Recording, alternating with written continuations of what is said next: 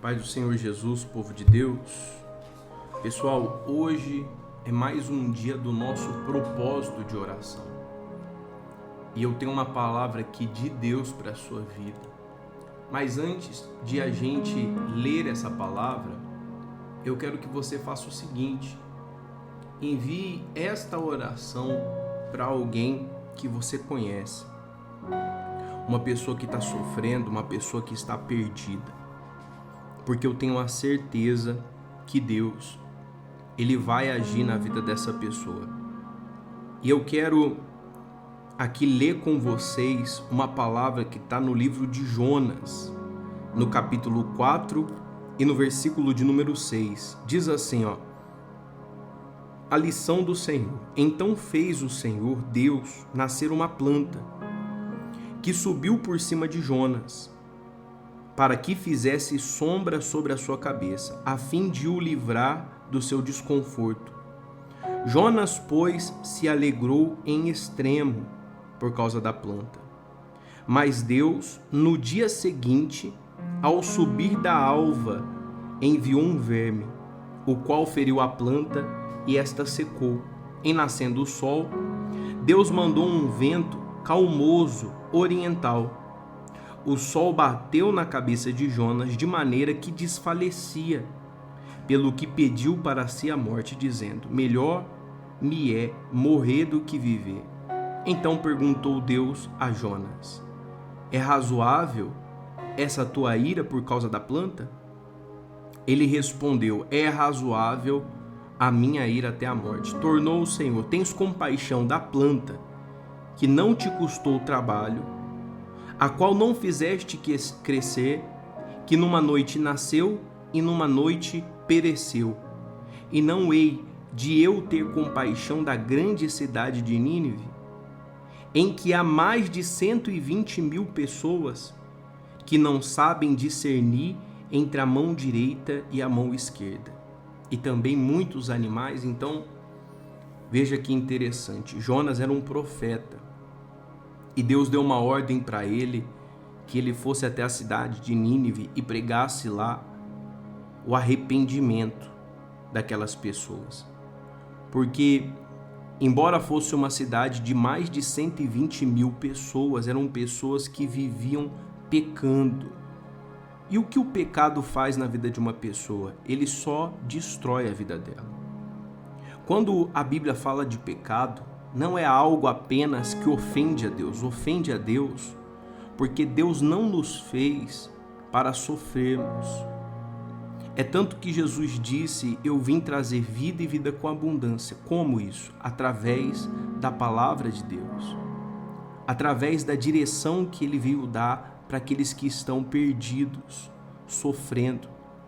Então esse povo estava pecando e por isso aquele povo estava sofrendo. E todos que nascessem naquela cidade iriam viver em pecado, porque o costume daquele povo era errar, era pecar.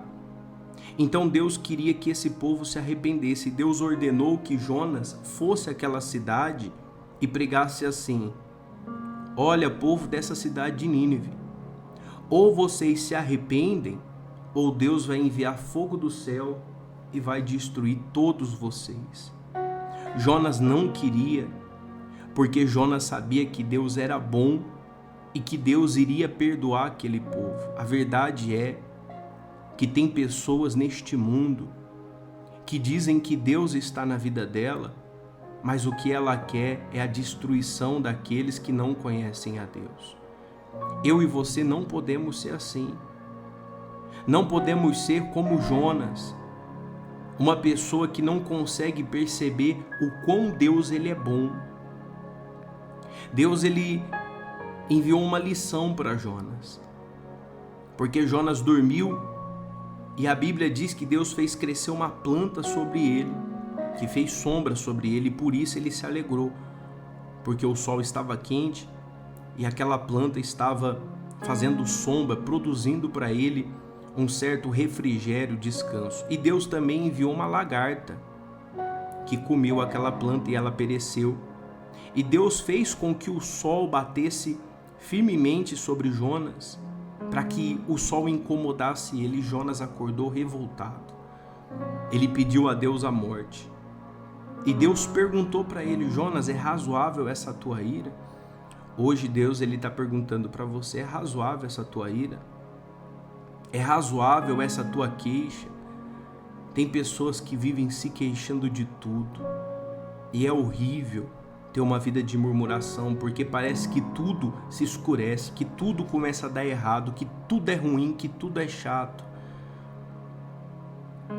Mas basta que venhamos mudar a nossa maneira de enxergar.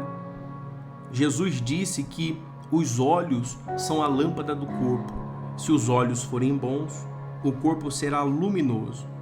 Mas se os olhos forem maus, o corpo será cheio de trevas. Jonas, infelizmente, embora fosse um profeta, estava com o coração cheio de trevas. Só conseguia desejar maldade, só conseguia desejar morte. Meu irmão, minha irmã, se você hoje tem os pensamentos de Jonas, se arrependa disso.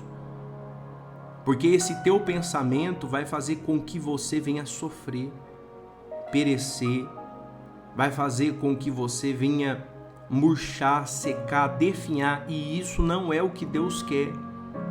Mas Deus só pode fazer na minha vida aquilo que eu acredito que Ele pode fazer.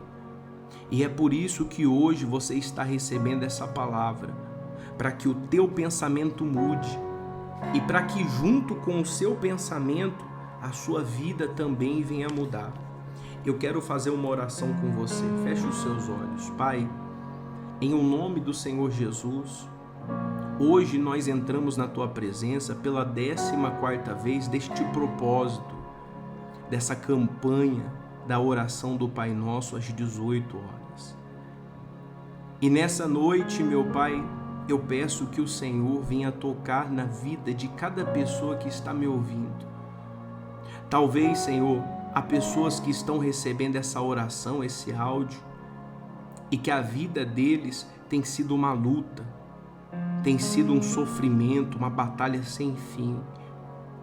Mas o Senhor está me enviando através dessa oração para que essa pessoa, ao invés de reclamar, venha agradecer, te glorificar, para que o Senhor possa abençoar a vida dela. E eu peço, meu Deus, abençoe. Toca no que está doente. Toca, Senhor, no que está enfermo. Toca, meu Pai, nessa pessoa que está sofrendo, gemendo, passando, Senhor, por dificuldades. Toca, meu Pai, naquele que hoje está de luto, porque perdeu um ente querido, porque perdeu algo, meu Deus, que considerava valioso.